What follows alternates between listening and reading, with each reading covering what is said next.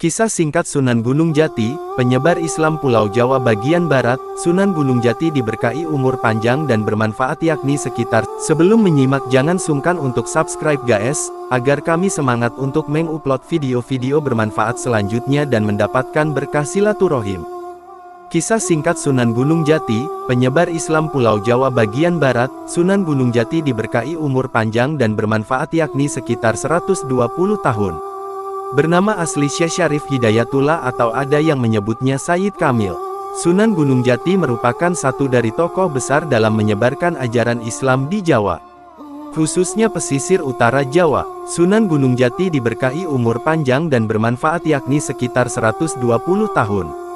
Bernama asli Syekh Syarif Hidayatullah atau ada yang menyebutnya Sayyid Kamil. Selain di Cirebon, beliau juga melakukan dakwah di Kerajaan Pajajaran, Galuh, hingga Banten.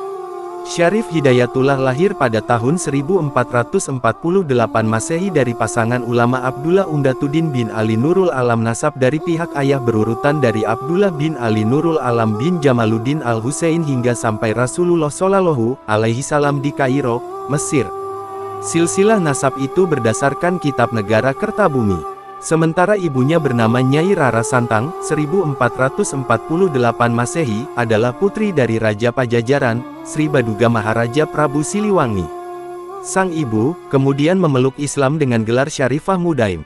Syarif Hidayatullah menjadi Raja Cirebon usai menggantikan kakak ibunya, Raden Walang Sungsang.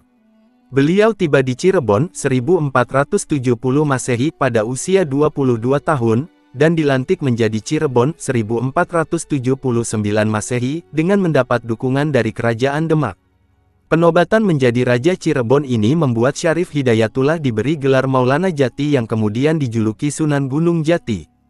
Catatan sejarah banyak yang mengungkap bahwa Syekh Nurjati atau Syekh Datuk Kahfi merupakan guru Sunan Gunung Jati.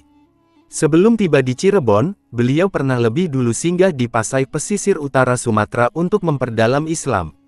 Saat masih di Mesir, Sunan Gunung Jati belajar Islam kepada ayahnya dan ulama-ulama di Timur Tengah. Sementara Syekh Nurjati merupakan guru dari Pangeran Cakrabuana, paman Sunan Gunung Jati.